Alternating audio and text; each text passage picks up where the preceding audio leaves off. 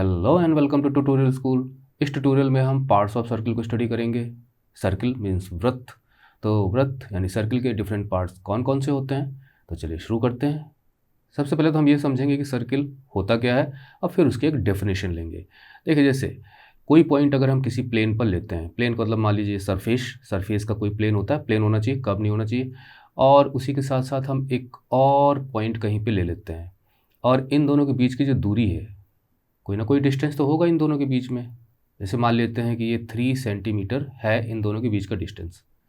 तो ये जो हमने मेन पॉइंट लिया है, इस पॉइंट से ये जो 3 सेंटीमीटर का डिस्टेंस है, इस डिस्टेंस पे हम इसी से सेम डिस्टेंस पे और भी अगर हम पॉइंट लेते हैं तो इसी तरह से इन पॉइंट्स से एक रास्ता बनेगा, एक पाथ बनेगा। और इस पाथ पे बहुत से पॉइंट्स होंगे, इनफाइनाइट पॉइंट हम कह सकते हैं। तो इन पॉइंट्स को जोड़ने से ही हमें सर्कल मिलता है। मीन्स सर्कल में इस जो सेंट्रल पॉइंट है, जिसे हम ओ ले सकते हैं, इससे और जो पॉइंट हमने यहाँ पे लिया था 3 सेंटीमीटर का, तो इस सेंटर से इन पॉइंट्स का डिस्टेंस सेम होना चाहिए, 3 सेंटीमीटर ही होना चाहिए। तो जब जाके एक सर्किल बन जाता है। तो आइए अब हम इसकी एक डेफिनेशन ले लेते हैं। A circle is a simple closed curve. दूसरी चीज़ ये है कि इसकी जो बाउंड्री होती है वो कर्विलिनियर होती है, मतलब it has a curvilinear boundary. ये सारे हम कंसेप्ट पढ़ेंगे। तो एक इसकी डेफिनेशन इस तरह से बनेगी, a circle is a path of और ए कलेक्शन और a set of points that always remain at equal distance. और कहाँ से? From a fixed point. और ये मत भूलिए कि ऑन अ प्लेन, क्योंकि जो पॉइंट फिक्स होता है वो प्लेन पर होता है। तो ये एक इसकी आप डेफिनेशन ले सकते हैं। मतलब ये एक पाथ है और इस पाथ पे आपको पॉइंट्स मिलेंगे और वो पॉइंट्स जो हैं वो इक्वल डिस्टेंस पे होंगे और वो इक्वल डिस्टेंस एक फिक्स्ड पॉइंट से उनका इक्वल डिस्टेंस बनेगा। Means we can say that circle is a path और a collection of points which are equidistant from the centre of the circle. और यहाँ पे अगर हम सरफेस लिख दें तो आपको थोड़ा सा और समझने में दिक्कत नहीं होगी। तो अब हम इसके डिफरेंट कंसेप्ट्स लेंगे और ये जो बाउंड्री वगैरह ये सब हम समझेंगे। तो चलिए आगे बढ़ते हैं और सबसे पहले हम लेते हैं पॉइंट कि सर्किल के वो 3 मेन पार्ट जो हमें सबसे पहले पढ़ने हैं वो कौन से हैं। तो इसके लिए हम एक सर्किल ड्रॉ कर लेते हैं। ये एक सर्किल है और हम ले लेते हैं कि ये इसका सेंटर है। इस सेंटर को हम ओ मान लेते हैं।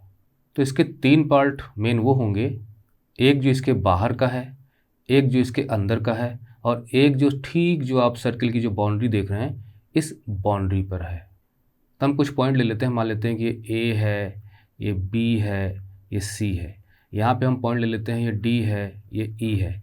और इस सर्किल पर भी हम कुछ पॉइंट ले लेते हैं। मान लेते हैं कि ये एक पॉइंट है, ये एक पॉइंट है, ये पॉइंट एफ है और ये पॉइंट जी है।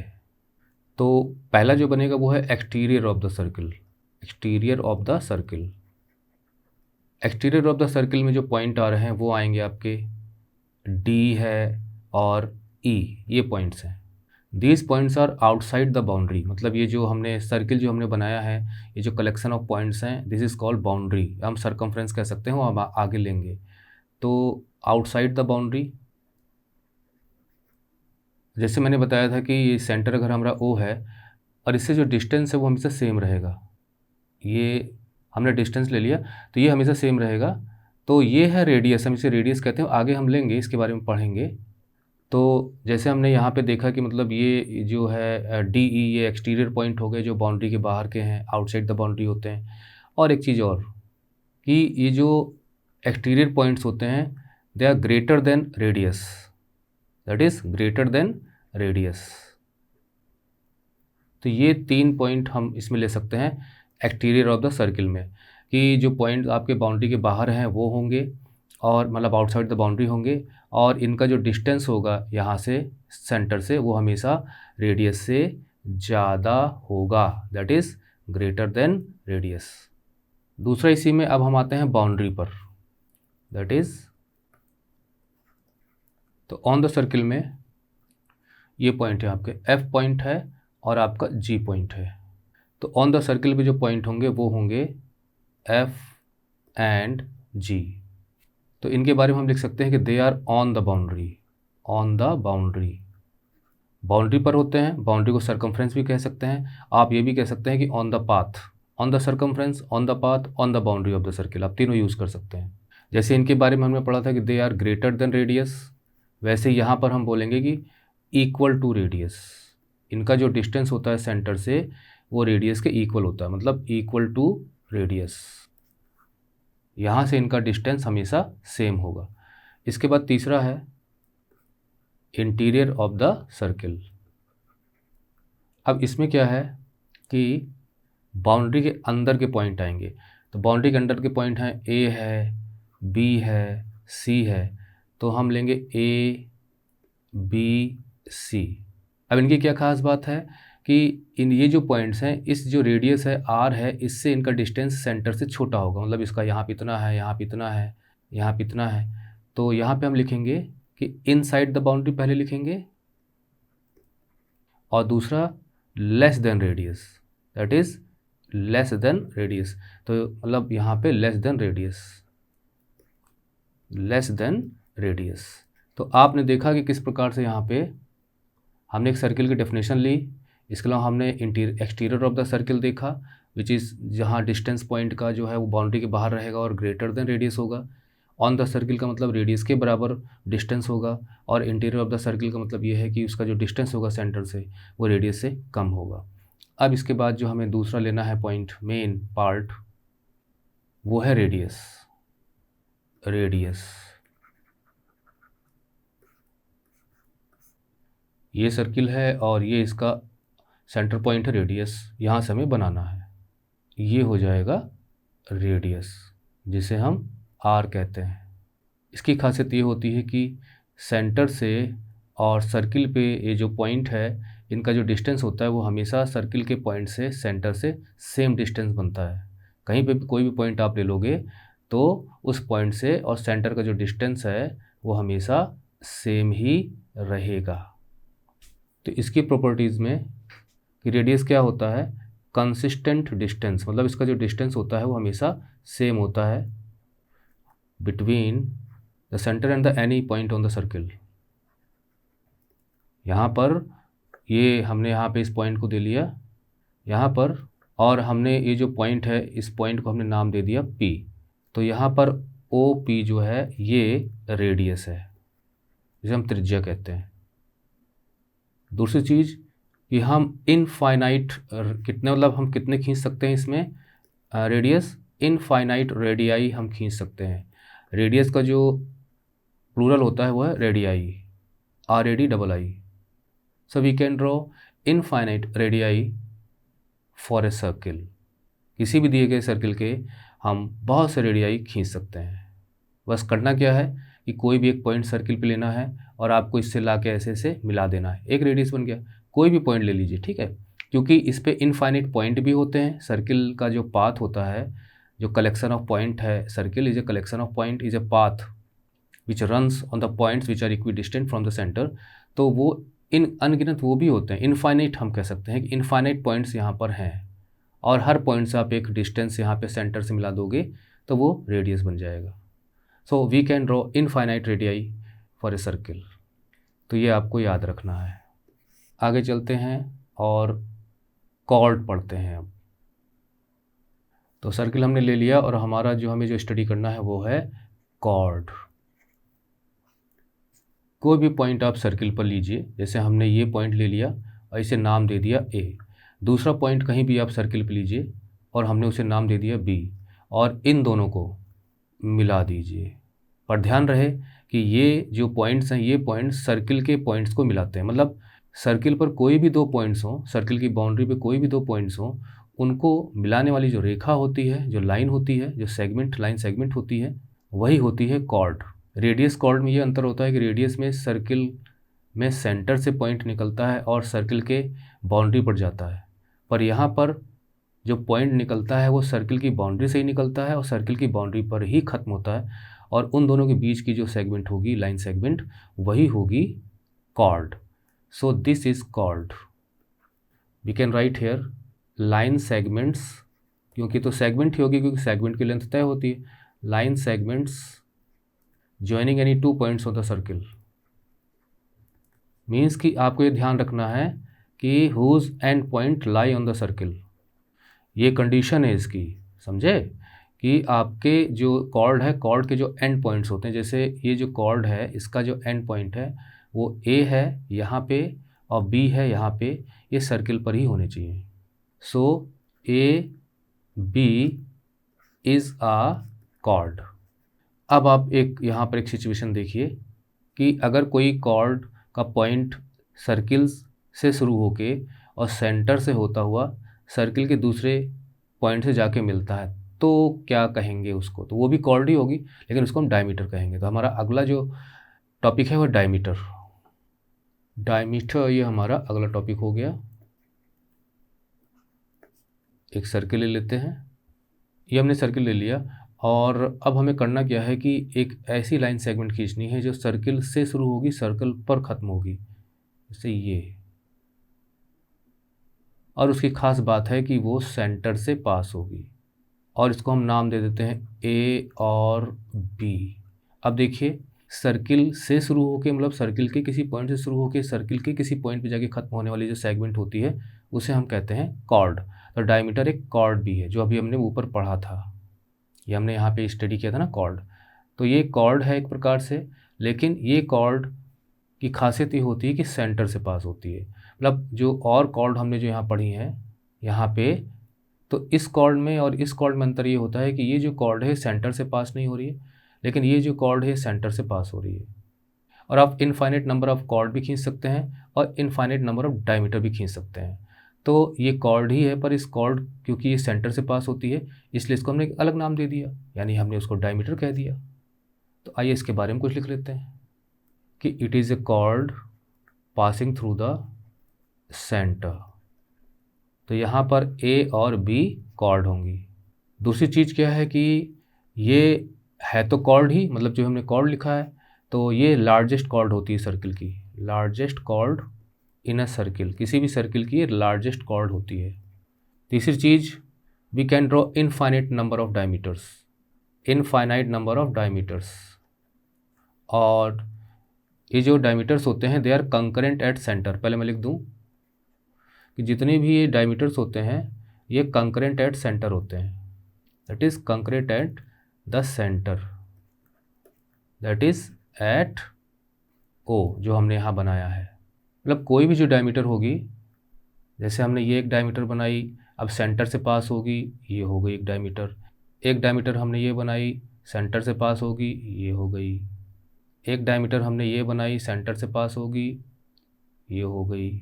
आप देखिए जैसे आपकी जो पहिए होते हैं, है ना, साइकिल, तो उसकी स्पोक्स नज़र आ रही हैं, ये सब की सब जो है ये सेंटर पे कंकरेंट हो रही हैं। This is the concurrent point of these diameters. Concurrent मतलब होता है कि आके मिलना, तो ये आपको याद रखना है इनके बारे में। आगे हम चलते हैं और थोड़ा सा रेडियस और डायमीटर का रिलेशन पढ़ेंगे, that is relation between diameter and radius.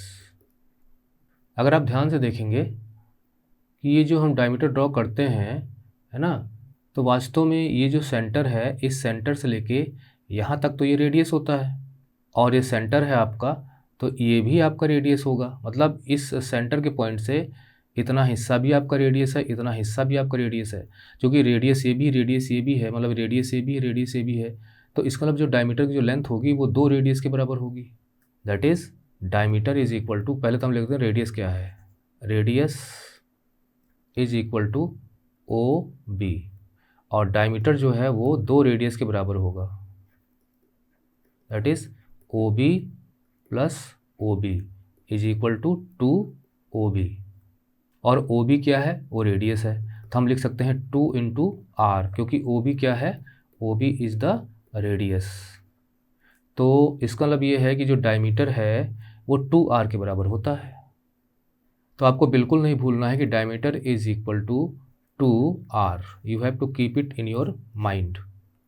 अगर हमें रेडियस की लेंथ पता हो तो हम डायमीटर की पता कर सकते हैं, डायमीटर की लेंथ पता हो तो हम रेडियस की लेंथ पता कर सकते हैं। वो हम जब क्वेश्चन सॉल्व करेंगे सर्किल पर तब हम स्टडी करेंगे। तो अगला जो हमारा है बहुत इंपॉर्टेंट है, उससे और भी चीज़ें आपको समझ में आएंगी, वो है आर्क, कि ये सर्किल का आर्क क्या होता है। पहले एक सर्किल ले लेते हैं, देखिए सर्किल जो हमने यहाँ पे बनाया है, तो सर्किल का जो आर्क होता है वो पार्ट होता है। जैसे कहीं पे भी, जैसे मान लीजिए इस सर्किल का ये हिस्सा हमने ले लिया, या हमने ये हिस्सा इतना ले लिया, या हमने ये हिस्सा इतना ले लिया, तो ये जो हमने यहाँ पे हिस्से लिए हैं ना, ये सब आर्क हैं, क्योंकि arc is a part of circumference, या आप सर्किल की बाउंड्री कह सकते हैं। मतलब आर्क जो है वो सर्किल की बाउंड्री पर बनता है। So it is a part of the boundary of the circle, जिसे हम सरकमफ्रेंस कहते हैं, या पार्ट ऑफ ए सरकमफ्रेंस आप कहेंगे। मीन्स इसके बारे में जो पहली चीज़ आप लिखेंगे वो लिखेंगे it is a part of circle. लेकिन सर्किल से आप कंफ्यूज कर जाएंगे, तो आप यहाँ लिखेंगे सरकमफ्रेंस। सरकमफ्रेंस मतलब बाउंड्री ऑफ द सर्किल। इसका सिंबल भी आपको पता होना चाहिए। इसका सिंबल क्या होता है? इसका सिंबल हम आर्क से शो करते हैं, दैट इज़ लाइक दिस। तो जैसे मान लीजिए हम यहाँ पे ले लेते हैं कि इस आर्क का पॉइंट ये है और ये पॉइंट, मतलब आर्क हमेशा पॉइंट पे सर्कमफ्रेंस होगा, तो कोई ना कोई तो पॉइंट बनेगा। मतलब इस आर्क का जो स्प्रेड है वो इस पॉइंट से लेके इस पॉइंट तक है, तो ए और बी आर्क होगा आपका।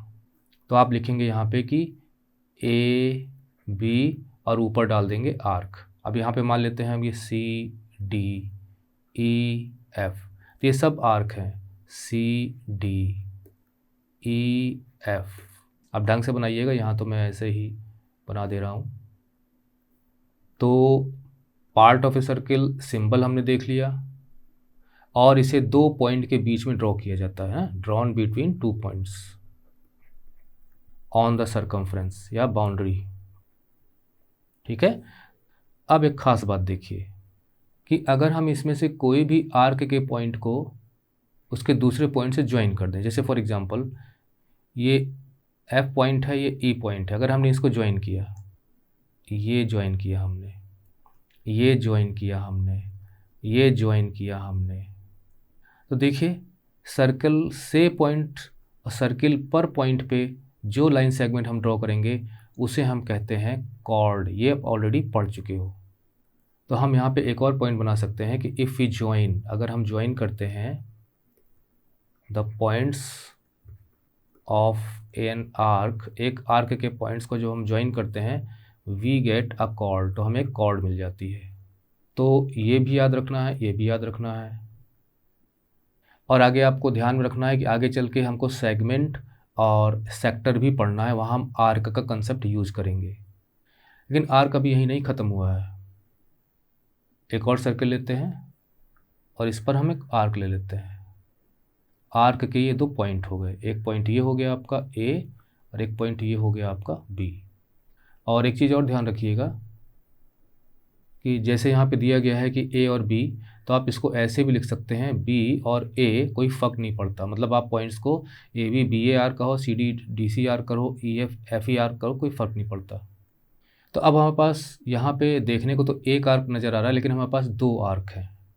जो आर्क आपको दिखाई दे रहा है ना, ए और बी, लेकिन जो बाकी आर्क, ये जो बाकी जो सर्किल आपका बच गया है, ये जो पूरा सर्किल आपका जो बचा हुआ है ना, उस आर्क से, ये भी तो अपने आप में एक आर्क है, क्योंकि आर्क एक कर्व की तरह होता है जो सर्किल पर होता है ना। तो मैंने ड्रॉ किया था कि मतलब आपको पता चल जाए कि दूसरा आर्क कौन सा है। तो बाकी बचा हुआ जो सर्किल का पार्ट है, ये भी आर्क है आपका पूरा पूरा। लेकिन अब दिक्कत ये है कि हम इसको क्या पॉइंट दें, क्योंकि ये जो पॉइंट हमारा ए और बी है, तो अगर हम ये आर्क लें तो ये भी ए बी बनेगा, और ये वाला आर्क लें तो ये भी ए बी बनेगा, बी ए जो भी कहो। तो अगर हम लिखते हैं कि ए बी आर्क, तो हमें यही नहीं पता होगा कि हम इस वाले छोटे वाले आर्क की बात कर रहे हैं कि बड़े वाले आर्क की बात करें, क्योंकि अब हमारे पास दो आर्क हैं। एक हमारा आर्क जो है वो स्मॉलर है, और एक हमारा जो आर्क है वो बिगर है, लार्जर है। तो इसके लिए क्या होता है कि हम 3 पॉइंट्स का यूज करते हैं, मतलब दोनों आर्क के बीच में डिफ्रेंशिएट करने के लिए, क्योंकि हम जानते हैं कि नाउ वी हैव 2 आर्क्स। कोई भी आर्क ड्रॉ करते हैं तो हमारे पास 2 आर्क बन जाते हैं, है ना। तो जब हमारे पास 2 आर्क हैं तो इनके बीच में डिफ्रेंशिएट करने के लिए, to differentiate between the 2 arc, we use 3 points. We use another third point हम यूज़ करते हैं, एक और पॉइंट यूज़ करते हैं जो कि आपका थर्ड पॉइंट बनेगा। और जनरली हम वो थर्ड पॉइंट जो बड़ा वाला आर्क है वहाँ यूज़ करते हैं। जैसे हमारा जो थर्ड पॉइंट बनेगा वो यहीं कहीं बना देते हैं हम, यहाँ पे थर्ड पॉइंट हो गया। अब आपको जो स्मॉलर आर्क है वो होगा ए बी। आप चाहें तो यहाँ भी कोई पॉइंट यूज़ कर सकते हैं, सी यहाँ डाल देंगे तो ये जो थर्ड पॉइंट है यहाँ यूज हो जाएगा। तो ए बी, या आप इसको ऐसे भी लिख सकते हो बी ए। और जो हमारा जो लार्जर आर्क है वो होगा ए सी बी या B C A C B या B C A. Now we can easily show the smaller arc and the larger arc और बिगर आर्क। अब ज़रा आप एक सिचुएशन लीजिए कि एक सर्किल है और अब की बार जो डायमीटर है उस पर गौर करिए। ये डायमीटर हमारा है ए और बी। तो आप देखेंगे कि डायमीटर के ऊपर का ये वाला हिस्सा भी एक आर्क है और ये वाला हिस्सा भी एक आर्क है। तो अगर कोई आर्क इस प्रकार से ड्रॉ किया जाता है कि जिसका एक एंड पॉइंट ए और एक एंड पॉइंट बी इस तरह से हो कि वो एक डायमीटर भी बन रहा हो, तो उस प्रकार से जो आर्क बनेगा वो दोनों आर्क लार्जर और स्मॉलर इक्वल होंगे। मीन्स कि if the arc points are the end points of a diameter then both arcs are equal. तो देखिए हम किस तरह से रिलेशंस बैठा रहे हैं। इसलिए मैंने कहा था कि आर्क बहुत इंपॉर्टेंट है। आर्क में हमने देखिए किस प्रकार से कॉर्ड आर्क के बीच में हमने आपको संबंध बताया है ना, और स्मॉलर लार्जर आर्क बताई और डायमीटर से हमने इसका संबंध स्थापित किया। तो एक प्रकार से अगर ये सर्किल है और सर्किल पर अगर हम कोई कॉर्ड ड्रॉ करते हैं, मान लीजिए हमारी ये सी और डी कॉर्ड हमने ड्रॉ की, मतलब सर्किल से लेके सर्किल के बीच के जो सर्किल से सर्किल के पॉइंट को जो सेगमेंट कनेक्ट करती है कॉर्ड होती है, तो ये कॉर्ड है आपकी। तो देखिए कॉर्ड जो है, कॉर्ड को आप कॉर्ड से इस तरफ जो आप देखेंगे तो एक आर्क ही बन रहा है। तो जब भी हम कोई एक कॉर्ड ड्रॉ करते हैं तो उस कॉर्ड से दो आर्क अपने आप बन जाते हैं। मीन्स कि हमने एक सर्किल ड्रॉ किया और इस सर्किल पे अगर हमने कोई एक कॉर्ड ड्रॉ की, मान लीजिए ए और बी कॉर्ड है, तो इस कॉर्ड से ऑटोमेटिकली दो आर्क अपने आप बन जाते हैं। एक आर्क आपका इस तरफ बनेगा जो कि मेजर आर्क होगा और एक आर्क आपका इस तरफ बनेगा। ध्यान रखिए आगे चल के अभी हमें सेगमेंट पढ़ना है और आपको सेक्टर भी पढ़ना है, तो वहाँ पे भी हम आर्क के कंसेप्ट को यूज करेंगे। तो यहाँ पर हम लिख सकते हैं कि a chord also shows major and minor arc. Major arc हो गया आपका लार्जर और माइनर आर्क हो गया आपका smaller. So don't forget these things. आगे जो हमको पढ़ना है वो है सेगमेंट ऑफ ए सर्किल। ठीक है, की बारी से थोड़ा सा सजा भी देते हैं। यह सर्किल और इस पर एक पॉइंट ये है और एक पॉइंट ये है और हमने इन दोनों पॉइंट को मिला दिया।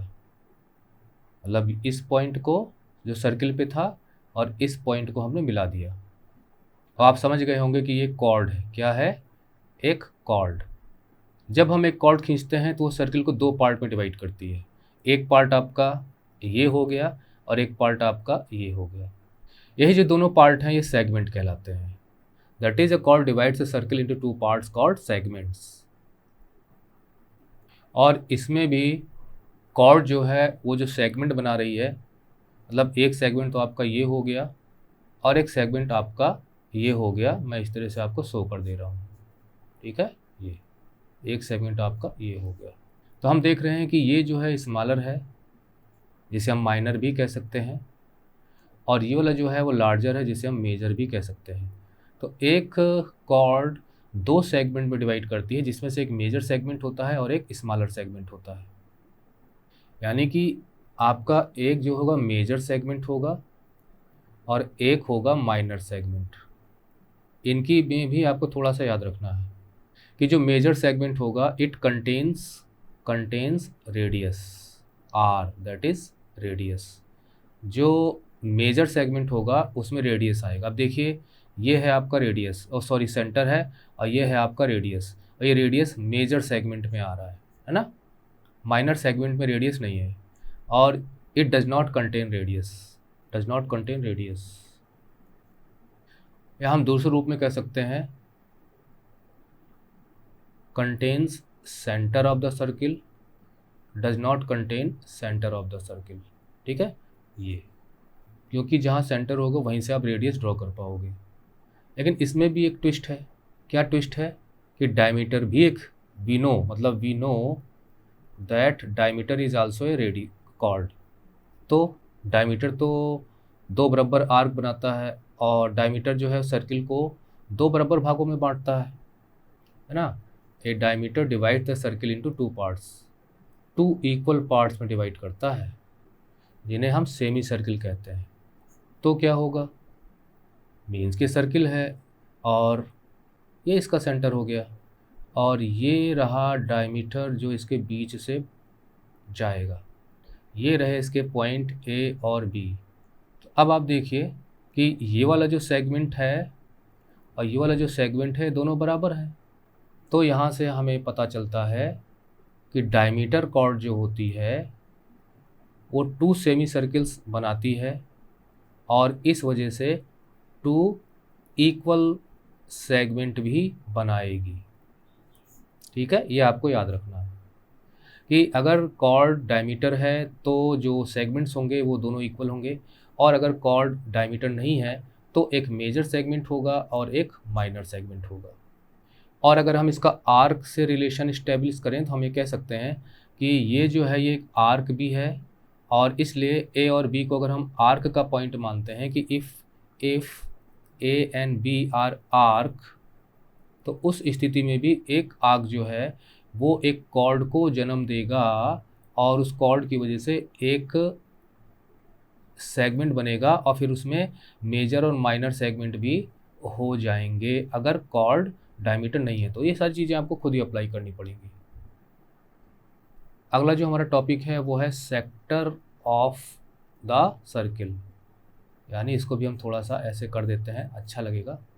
ये हो गया आपका सेक्टर जो हमें स्टडी करना है।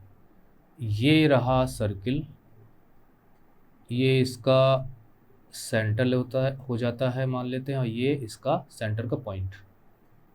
हम इसमें दो रेडियस ड्रॉ करेंगे। एक रेडियस हम ये ड्रॉ कर देते हैं सेंटर से मिलाते हुए, और एक रेडियस हम ये ड्रॉ कर देते हैं। इनको नाम दे देते हैं ये ए और बी। और आप जानते हैं कि ए बी आर्क भी बना रहे हैं। ध्यान रहे, ए और बी आर्क है और ओ बी और ओ ए दो रेडियस है, मतलब ये भी एक रेडियस है और ये भी एक रेडियस है। तो दो रेडियस यानी दो रेडियाई हैं, दो रेडियस के बीच में, और आर्क भी इसमें शामिल है, मतलब आर्क और दो रेडियस के बीच में जो बन रही है बाउंड्री मीन्स रीजन, ये वाला जो रीजन आप देख रहे हैं, ये रीजन की मैं बात कर रहा हूँ। ये रीजन जो पूरा है ना, ये एक सेक्टर है। और जब ये एक सेक्टर बनेगा तो ये जो हिस्सा बच गया ये भी एक सेक्टर होगा। मीन्स कि ये जो हिस्सा आपका बचा है ये पीले वाले के अलावा ये भी सेक्टर है, मतलब यहाँ पे दो सेक्टर हैं। एक सेक्टर ये है और एक सेक्टर आपका ये है। एक इन दो रेडियस के अंदर का है और एक इन दो रेडियस के इधर आउटसाइड में है। ये माइनर है और ये मेजर सेक्टर है। तो हम लिख सकते हैं कि सेक्टर क्या होता है, area of region bound by, मतलब जो बंधा हुआ है, बाउंड बाई किन से बंधा हुआ है, द आर्क, मतलब एक आर्क होगा, मतलब एक आर्क होगा तो दूसरा अपने आप बनेगा, by the arc and the two radii. या आप ऐसे भी कह सकते हो घुमा के कि part of a circle enclosed by, जो बंधे हुए हैं, मतलब इनको क्लोज किया गया, इनक्लोज्ड बाई टू रेडियाई, मतलब किन्हीं दो रेडियाई के बीच का हिस्सा। तो ये रीज़न है जो दो रेडियाई के बीच का के द्वारा बाउंड किया जाता है। यहाँ पे हम ये लिख सकते हैं part of a circle which is enclosed by two radii, या हम कह सकते हैं कि एक आर्क और दो रेडियाई के बीच का हिस्सा सेक्टर होता है। Major and minor sector, major sector formed by major arc, ध्यान से पढ़ लीजिए, formed by minor arc. Arc में ऑलरेडी आपको पढ़ा चुका हूँ, वहाँ मैंने बोला था कि अब इसको यूज करेंगे, तो डोंट फॉरगेट, ठीक है। लेकिन हमने आर्क में देखा था कि चूंकि एक आर्क हम बनाते हैं तो एक अपने आप बन जाता है। जैसे ए और बी आर्क है, तो अब इधर वाला जो है ना, ए और बी दोनों तरफ लागू होगा ना, इधर से भी लागू होगा, मतलब इधर से भी लागू होगा और इधर से भी लागू होगा। तो इसलिए हम एक थर्ड पॉइंट लेते हैं। तो अगर आपको मेजर आर्क शो करना हो और माइनर आर्क शो करना हो तो आप क्या करेंगे, आपको एक तीसरा पॉइंट लेना पड़ेगा। तो हम एक तीसरा पॉइंट ले लेते हैं। मान लेते हैं कि इस वाले पे हम ले लेते हैं डी और इस वाले पे हम ले लेते हैं ए, बी ऑलरेडी यूज हुआ है, तो यहाँ पे कहीं एक पॉइंट ले लेते हैं हम सी। यहाँ पे सॉरी ये होगा आपका सेक्टर, माइनर सेक्टर और ये मेजर सेक्टर। तो मेजर सेक्टर आपका हो जाएगा ओ ए डी बी, मतलब ये वाला हो जाएगा आपका, ये वाला हिस्सा पूरा पूरा ये ओ ए डी बी। और जो माइनर हो जाएगा वो हो जाएगा ओ ए सी बी, ओ ए सी बी। ये हो गया आपका सेक्टर का रिप्रेजेंटेशन। इसी में एक चीज़ आपको और सीख लेनी है कि जैसे एक सर्किल है, ये इसका सेंटर है और इसमें सिचुएशन कुछ ऐसी बन रही है कि ये जो रेडियस हैं ये राइट एंगल पे काटते हैं, राइट एंगल बनाते हैं। मतलब ये एक राइट एंगल है आपका, रेडियस ए बी है, रेडियस ए बी है।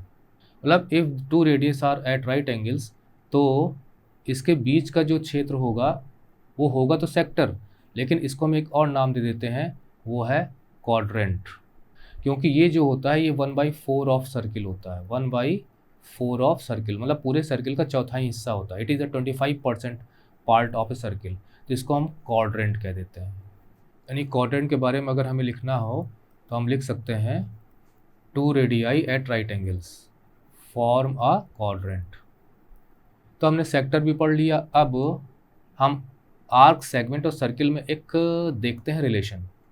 देखिए ये सर्किल है, ये इसका सेंटर हो गया।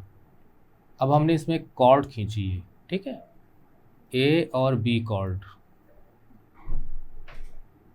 तो कहने के लिए ए और बी जो है वो कॉर्ड है, लेकिन आप जानते हैं कि ए और बी जो है वो आर्क भी है, आर्क आल्सो। और आप जानते हैं कि इसके बीच का जो हिस्सा है वो एक सेगमेंट भी है। यानी यहाँ पे अगर हमें कोई पॉइंट ले लें, जैसे मान लीजिए यहाँ पे हमने ले सी ले लिया, मतलब ये पॉइंट, तो A C B is a segment also, एक माइनर सेगमेंट, एक मेजर सेगमेंट। मेजर सेगमेंट में सेंटर होता है, माइनर सेगमेंट में सेंटर नहीं होता है। तो आर्क और कॉर्ड और सेगमेंट। अब सेक्टर क्या है, सेक्टर का मतलब ये है कि कोई भी दो रेडियाई, जैसे मान लीजिए एक रेडियस आपका ये है, एक रेडियस आपका ये है, तो ये एक आर्क है, एक रेडियस ये है, एक रेडियस ये है, जिसके बीच का पार्ट जो है वो सेक्टर हो जाएगा। ये माइनर सेक्टर हो जाएगा, ये मेजर सेक्टर हो जाएगा। और यहाँ पे भी आर्क का कंसेप्ट यूज हो रहा है। तो हम देख रहे हैं कि जो आर्क है ये सेगमेंट में भी हम यूज कर रहे हैं इस कंसेप्ट को, और हम सेक्टर में भी इस कंसेप्ट को यूज कर रहे हैं। तो just keep it in mind, arc और कॉर्ड मिलके बनाते हैं सेगमेंट, ठीक है, और आर्क और रेडियाई मिलके बनाते हैं सेक्टर। इसमें जो सेक्टर है ये वाला, यहाँ पे हमें एक पॉइंट लेना पड़ेगा। हम पॉइंट ले लेते हैं यहाँ पे डी। तो एक सेक्टर आपका क्या बनेगा, यहाँ पे हम पॉइंट ले लेते हैं एक डी और ये लेते हैं ई, और एक पॉइंट यहाँ ले लेते हैं एफ। तो ये वाला जो सेक्टर है वो हो जाएगा ओ डी एफ ई या ओ ई एफ ई, चाहे पड़ी। तो ये सेक्टर एक हो जाएगा आपको कौन सा, ओ, यानी कि O D F E, O D F E. आप इसको ऐसे भी पढ़ सकते हैं ओ ई एफ डी, और दूसरा सेक्टर इस तरफ होगा। तो जब हमने आर्क पढ़ना शुरू किया था तो मैंने आपको बता दिया था कि आपको बहुत ध्यान रखना है, और अब देखिए हम कितना कुछ आर्क, सेगमेंट, सेक्टर पढ़ चुके हैं। अब बस थोड़ा सा और बाकी है। हमारा जो अगला टॉपिक है लगे हाथों उसको भी सीख लेते हैं, सीकेंट एंड टेंजेंट, ठीक है। इसको भी कर देते हैं ऐसे ऐसे, अच्छा लगेगा। ये सर्किल है, ये इसका मान लेते हैं सेंटर है। अगर कोई लाइन इस तरह से आती है कि बाहर से आती है, बाहर निकल जाती है और सेंटर से गुजरती है, इस टाइप से ये हो गई। और ये 2 पॉइंट पे काटती है, एक इधर काटती है सर्किल को, एक इधर काटती है सर्किल को। इन 2 पॉइंट को नाम दे देते हैं ए और बी। तो जो लाइन सर्किल के बाहर से आएगी, सर्किल को 2 पार्ट्स पर मतलब 2 पॉइंट पे काटती हुई निकल जाएगी, उसे हम कहते हैं सीकेंट। लेकिन जो लाइन बाहर से आएगी और इस प्रकार से आएगी कि वो सर्किल को बस टच करती हुई एक पॉइंट पे निकल जाए, ये भी एक लाइन है, लेकिन ये काट नहीं रही है 2 पॉइंट पे सर्किल को, सिर्फ एक पॉइंट पे। जैसे मान लीजिए हम इस पॉइंट को मान लेते हैं सी, एक पॉइंट पे टच करती है, छू कर निकल जाती है, किस करती हुई निकल जाती है, ये है टेंजेंट। तो सीकेंट के बारे में हम क्या लिख सकते हैं, स्ट्रेट लाइन, इसको हम थोड़ा सा बगल में कर देते हैं, passing through a circle and intersecting it at 2 points, 2 distinct point लिख देते हैं, दोनों पॉइंट अलग होने चाहिए, सेम नहीं होने चाहिए। तो समझ गए, कॉर्ड जो होती है वो सर्किल के अंदर ही अंदर होती है, मतलब सर्किल के अंदर ही अंदर 2 पॉइंट को कनेक्ट करती है। और सीकेंट जो होती है वो बाहर से आती है, बाहर निकल जाती है, एक लाइन होती है और वो 2 पॉइंट पे काटती हुई निकलती है। तो ये तो हो गया हमारा सीकेंट। अब टेंजेंट के बारे में भी हम कुछ लिख लें, इसको भी थोड़ा सजा दें। A straight line which touches the circle exactly at one point is called tangent of that circle, मतलब जिस सर्किल के साथ वो ऐसा करेगी उसकी वो टेंजेंट कहलाएगी। तो यहाँ पे ये लाइन हम मान लेते हैं L है, तो ये हो जाएगी सीकेंट L, जो किस पॉइंट पे काटती है, A और B पॉइंट पे इंटरसेक्ट करती है। और यहाँ पे इसको हम नाम दे देते हैं M, तो M जो है वो टेंजेंट हो जाएगी और ये एक पॉइंट पे टच करती है, वो है पॉइंट C। और एक चीज़ और ध्यान रख दीजिए, और एक चीज़ और ध्यान दीजिए कि जहाँ पे टच करती है उसे कहा जाता है point of contact, point of contact. So इसको भी याद रखिए, यानी कि लिख ही देते हैं यहाँ पे कि C point of contact, tangent का पॉइंट ऑफ कांटेक्ट है। इसके अलावा थोड़ा सा सेमी सर्किल और सेमी सर्किल को भी हमने हालांकि बीच में मैंने बताया था, लेकिन यहाँ पर हम उसके कंसेप्ट को भी ले लेते हैं। कोई भी सर्किल है, सेंटर है, सेंटर O ले लेते हैं, इसका जो डायमीटर होगा जो सर्किल से सर्किल तक जाएगा, सेंटर से पास होगा, अब this is the diameter A B is the diameter, this is the diameter.